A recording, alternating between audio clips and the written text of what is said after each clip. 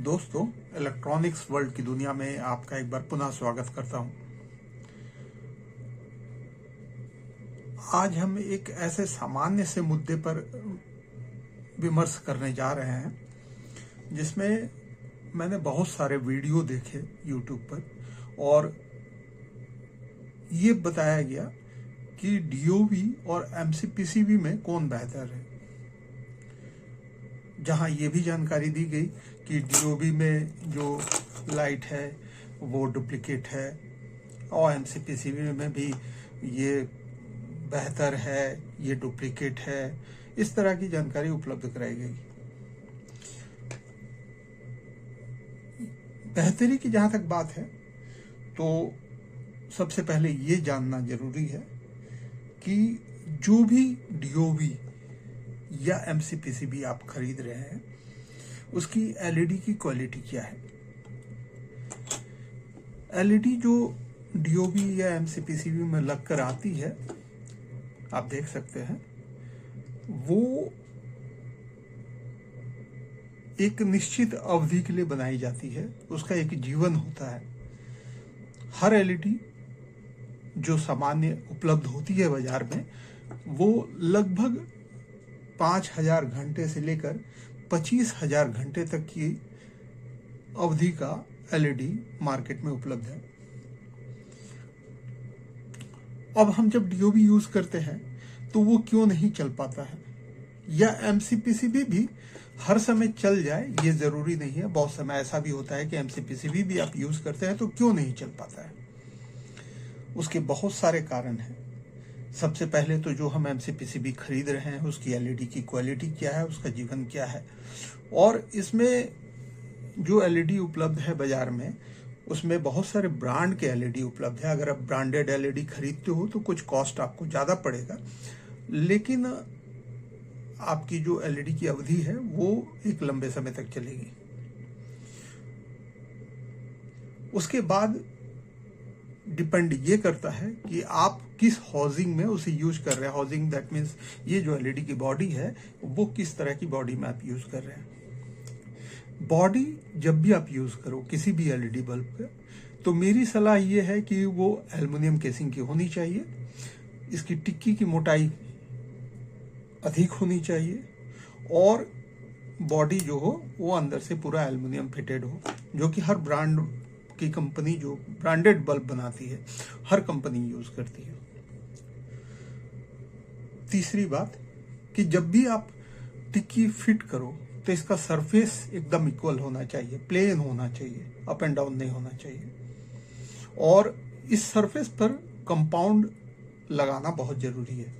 Compound का function ये है कि एल्युमिनियम में जो माइक्रो एयर पासिंग की एरिया बनी रहती है, जो कि MCPCB भी जो एल्युमिनियम से ही बनी होती है, उसकी बैक फेस, इस दोनों में जो माइक्रो एयर पासिंग की एरिया बनी रहती है वो कंपाउंड उस एरिया को फिल करती है और एक दूसरे पे ये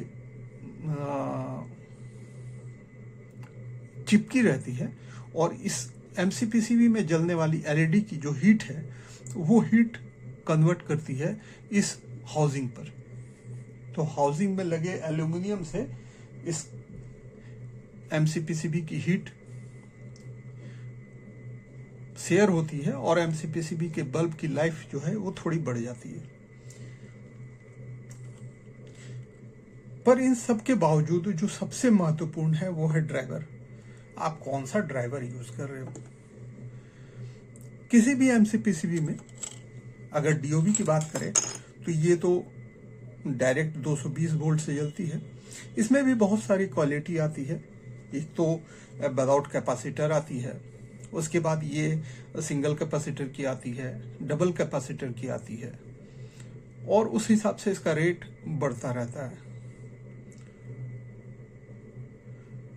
क्योंकि बहुत सारे DOV में प्रोटेक्शन फीचर भी आती है लगकर, लेकिन नॉर्मल जो DOV मार्केट में उपलब्ध है उसमें ऐसा कोई प्रोटेक्शन फीचर नहीं लगा रहता है और ना ही फीडबैक की कोई जगह बनी होती है।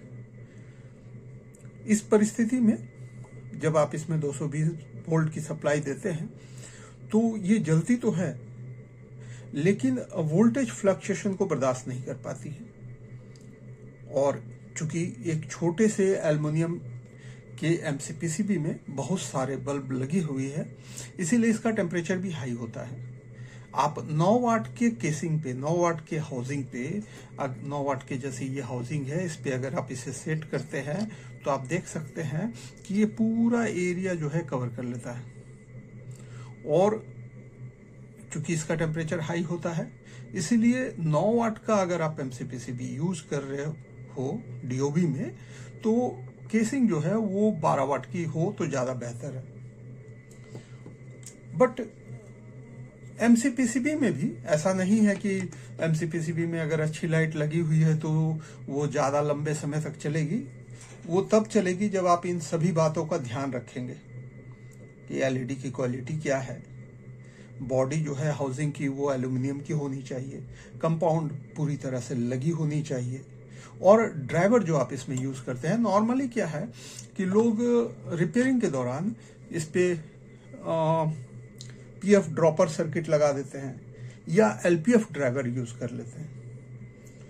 तो पीएफ ड्रॉपर सर्किट और एलपीएफ ड्राइवर में क्या खामी है जिसके कारण एमसीपीसीबी भी खराब होती है, वो बताऊंगा। और एचपीएफ ड्राइवर किस तरह से बेहतर है एमसीपीसीबी को एक लंबे समय तक चलाने के लिए, उसकी जानकारी मैं इस वीडियो में दूंगा। आइए वीडियो शुरू करते हैं। सबसे पहली बात कि ये जो एमसीपीसीबी है, इस एमसीपीसीबी में बहुत वैरायटी आती है, बहुत तरह की। जैसे ये 9 वोल्ट की 9 एलईडी लगी हुई, जैसा मैंने बताया था कि 9 वोल्ट की 1 वाट की अगर 9 एलईडी लगी हुई है तो 9 वोल्ट की 1 वाट में 100 मिली एम्पेयर का करंट चाहिए।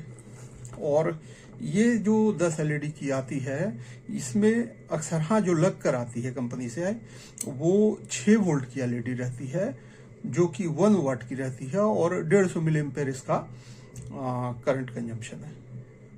चूंकि ये सिंगल सीरीज की एमसीपीसीबी है, तो ये एमसीपीसीबी मैं बता रहा हूँ जो सिंगल सीरीज की है, 6 वोल्ट की 10 एलईडी लगी हुई है और ये 150 मिली एम्पेयर का करंट कंजम्पशन इसमें बनता है।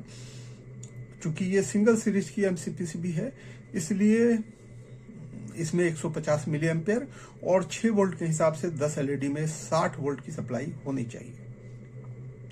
हम जब भी एलपीएफ ड्राइवर पे यूज करते हैं या पीएफ ड्रॉपर सर्किट बनाते हैं, तो पीएफ ड्रॉपर सर्किट में कोई हिसाब नहीं है।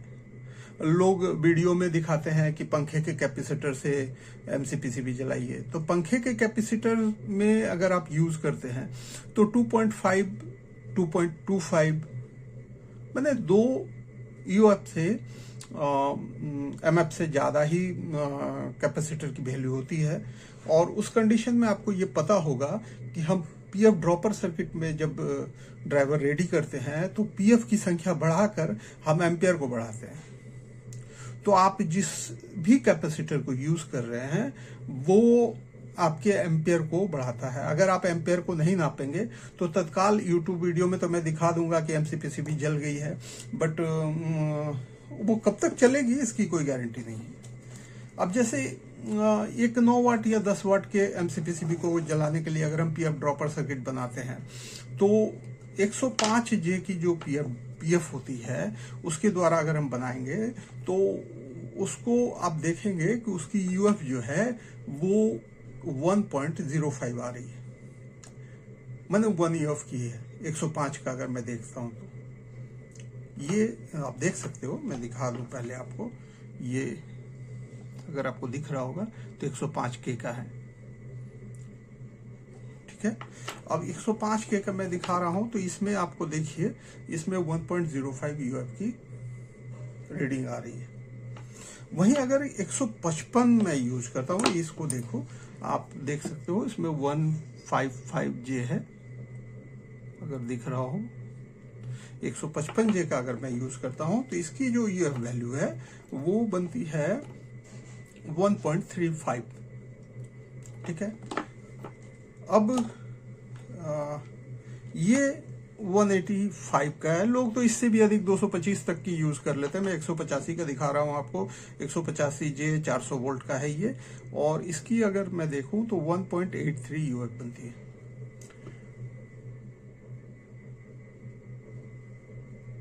ठीक है, सॉरी दोस्तों, एमएफ माइक्रोफैराड 1.83 माइक्रोफैराड इसकी बन रही है। अब पीएफ ड्रॉपर सर्किट का ड्रॉबैक क्या है? हम पीएफ ड्रॉपर सर्किट जब यूज करते हैं तो पहले तो ये समझना जरूरी है कि 9 वाट के बल्ब में 105 जो जे की जो पीएफ है वो सफिशिएंट है। 1 माइक्रोफैराड सफिशिएंट है 9 वाट के। 10 वाट तक में वो 105 जे सफिशिएंट है। अगर आप उससे ऊपर जाते हैं तब आपको अधिक वैल्यू की लगाने की आवश्यकता पड़ती है। अब पीएफ ड्रॉपर सर्किट में सबसे जो ड्रॉबैक है वो क्या है कि अगर हम एमसीपीसीबी में इसको यूज करते हैं, किसी भी एमसीपीसीबी में 9 वाट की एमसीपीसीबी में अगर यूज करते हैं तो प्रॉपर सबसे पहले तो ये है कि एलईडी की क्वालिटी क्या है, उसके बाद उसको एल्युमिनियम बॉडी में हम यूज करें, उसके बाद कंपाउंड उसमें प्रॉपर लगाए, उसके बाद अगर हम पीएफ ड्रॉपर सर्किट को यूज कर रहे हैं तो पीएफ ड्रॉपर सर्किट से जो वोल्टेज बननी है वो लोड पे तो बन जाएगी, कहीं कोई समस्या नहीं। जब आप लोड डालोगे तो वोल्टेज एडजस्ट कर लेती है। लेकिन जब आपके घर के इनपुट वोल्टेज पे फ्लक्चुएशन होगा तो उस कंडीशन में, चूंकि इसमें कोई फीडबैक नहीं लगी हुई है, उस कंडीशन में ये एम्पेयर और वोल्टेज को कंट्रोल नहीं करेगा और वो उस हिसाब से एम्पेयर और वोल्टेज की सप्लाई को बढ़ाता घटाता रहेगा। अब आपको ये तो जानकारी मैंने पहले भी दिया है कि कोई भी एलईडी लंबे समय तक चलने के लिए उस पर एक कांस्टेंट वोल्टेज और कांस्टेंट करंट की होनी बहुत ही आवश्यक है। चूंकि पीएफ ड्रॉपर सर्किट में ये सुविधा उपलब्ध नहीं है, इसलिए पीएफ ड्रॉपर सर्किट आप रिपेयरिंग करके दे देते हो कस्टमर को, कस्टमर ले भी जाते हैं, 2-4 महीना चल भी जाता है, कभी महीना भर भी चल जाता है। इसकी कोई समय सीमा नहीं है। इनपुट वोल्टेज के ऊपर डिपेंड करता है कि आपके घर के इनपुट वोल्टेज पे अगर फ्लक्चुएशन है तो ये पीएफ ड्रॉपर सर्किट फंक्शन ज्यादा दिन तक नहीं करेगा। सेम यही कंडीशन एलपीएफ में भी होती है, बट एचपीएफ ड्राइवर में ये नहीं होता है। एचपीएफ ड्राइवर क्या होता है? एचपीएफ ड्राइवर में जो आईसी लगी होती है, आप देख सकते हो, ये जो आईसी दी गई है ड्राइव करने के लिए, इस पे आपका फीडबैक की सुविधा है, इंटरनल मोस्फेट की करंट सेंस पिन है, और उसके बाद ये जो फीडबैक है, फीडबैक की जो इसकी आईसी का पिन भी मैंने पहले जिक्र किया था। इसके 2 नंबर पिन में फीडबैक है और 4 नंबर पिन जो है वो सेंस पिन है इंटरनल मॉसफेट की। ठीक है, तो इसमें जो फीडबैक की पिन है वो क्या करती है कि आपके इनपुट वोल्टेज में चाहे 110 वोल्टेज से लेके 320 वोल्टेज तक सप्लाई बने तो भी ये एलईडी के डिमांड के हिसाब से उसको वोल्टेज और करंट इक्वल बनाकर रखता है। तो इसको इनपुट वोल्टेज में चाहे जो भी आपके घर में सप्लाई बने उससे फर्क नहीं पड़ता है, ये एलईडी के रिक्वायरमेंट के हिसाब से वोल्टेज को मेंटेन करता है। और ये चूंकि इसमें 500 वोल्ट की मॉसफेट इंटरनल ऐड रहती है इस तरह के आईसी में, और दूसरे आईसी में इससे भी हाई वोल्टेज की मॉसफेट रहती है, मैं उसका भी जिक्र करूंगा। उसका पिन भी अलग होता है। ये जो पिन मैंने पहले जिक्र किया था आपको कि इसकी फर्स्ट पिन जो है, पहले नंबर की पिन, या बिंदु, यहाँ डॉट है, डॉट से जो फर्स्ट पिन बनती है वो फ्रीक्वेंसी कंजम्पशन की पिन है। सेकंड नंबर फीडबैक की पिन है। थर्ड नंबर इसकी वीडीडी की है, पावर सप्लाई की पिन है। चौथे नंबर जो है वो सेंस पिन है इंटरनल मॉसफेट की। 5वां और 6वां जो है वो इंटरनल मॉसफेट की ड्रेन है। 7वीं नंबर इसमें है ही नहीं, बहुत में रहती है तो वो नॉट रेटेड रहती है। और 8वां नंबर है जो ग्राउंड है, जो कि करंट सेंस रेजिस्टेंस के साथ ऐड रहता है। और ये जो है ये करंट सेंस रेजिस्टेंस के साथ में ही ये जो फेराइट इंडक्टर है ये अटैच रहता है।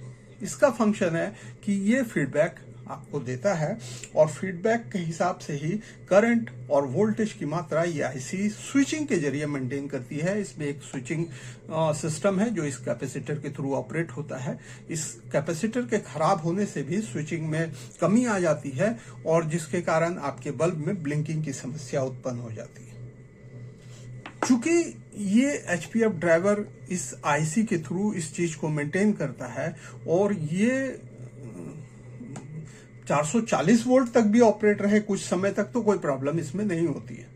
हालांकि उतना वोल्टेज हमारे घर में आता ही नहीं है, लेकिन अगर आए भी तो प्रॉब्लम नहीं होती है। और उसके साथ में क्या है कि उससे पहले ही ये एमओबी जो है वो अपने आप को डैमेज करता है और उसके डैमेज होते के साथ ही एमओबी में शॉर्टिंग बनती है, जिसके कारण लोड पे ये फ्यूजेबल रेजिस्टेंस जो है ये उड़ जाता है। अब चूंकि इस आईसी की इतनी फंक्शन है, ये वोल्टेज और करंट को कंट्रोल कर चलता है और आपके एमसीपीसीबी में वोल्टेज और करंट कांस्टेंट प्रदान करता है। इस कारण आपके ड्राइवर में अगर एचपीएफ ड्राइवर में अगर आप चलाते हो कोई भी एमसीपीसीबी, तो उसके एलईडी की क्वालिटी के हिसाब से उसकी जो लाइफ होगी एलईडी की क्वालिटी की, वो उस हिसाब से बल्ब को अपना लंबे समय तक चलाएगा और आपको एक बेहतरीन रोशनी मिलेगी। इसीलिए सभी चीजों का तालमेल जरूरी है।